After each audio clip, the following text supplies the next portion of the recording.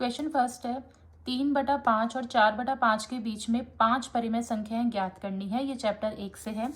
फिर है next second question, निम्नलिखित को P/Q के रूप में व्यक्त करना है। इसके 2 पॉइंट है। फिर थर्ड है निम्नलिखित के हरों का परिमेयकरण करना है। फोर्थ क्वेश्चन है ज्ञात कीजिए, ये 2 के 2 पॉइंट है। यहाँ तक आपका चैप्टर 1 है, ठीक है।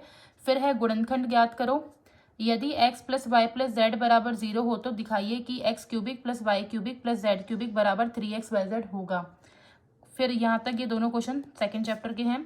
फिर थर्ड चैप्टर है कोटि किसे कहते हैं, मूल बिंदु के निर्देशांक क्या है। फिर है चैप्टर नंबर 4, एक नोटबुक की कीमत एक कलम की कीमत से दुगनी है तो इस कथन को निरूपित करने के लिए एक रैखिक समीकरण लिखना है। केवल समीकरण लिखना है, ज्ञात नहीं करना समीकरण को। फिर है k का मान ज्ञात करना है, जहाँ पे x का मान 2 है और y का मान 1 है और समीकरण 2x + 3y = k का एक हल होगा।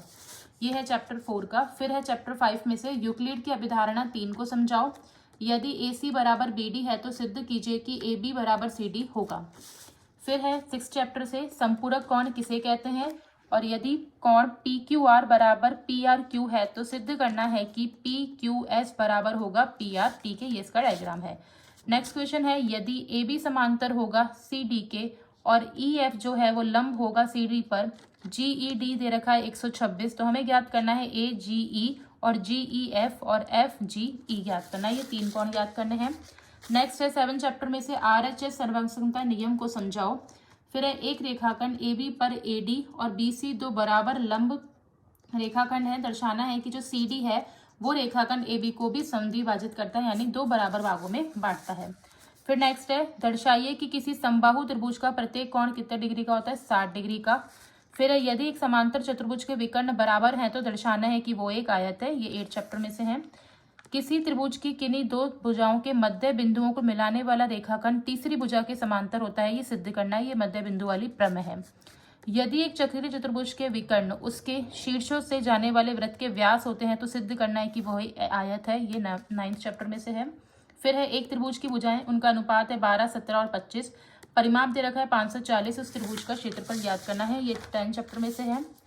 फिर है एक समद्विबाहु त्रिभुज का परिमाप दे रखा है 30 और बराबर भुजाएं दे रखी है। समद्विबाहु यानी कि 2 भुजाएं बराबर होगी और एक समान होगी, तो उन दोनों समान भुजाओं का दे रखा है 12, 12 और तीसरी भुजा पहले निकालनी है, उसके बाद हमें त्रिभुज का क्षेत्रफल ज्ञात करना है। फिर है 11 चैप्टर में से एक शंकु के आधार का व्यास 10.5 है, उसकी तिर्यक ऊंचाई दे रखी है 10, तो उसका वक्र पृष्ठीय क्षेत्रफल ज्ञात करना है। फिर है 10 सेंटीमीटर त्रिज्या वाले एक अर्धगोले का कुल पृष्ठीय क्षेत्रफल ज्ञात करो। पाई 3.14 यूज करनी है।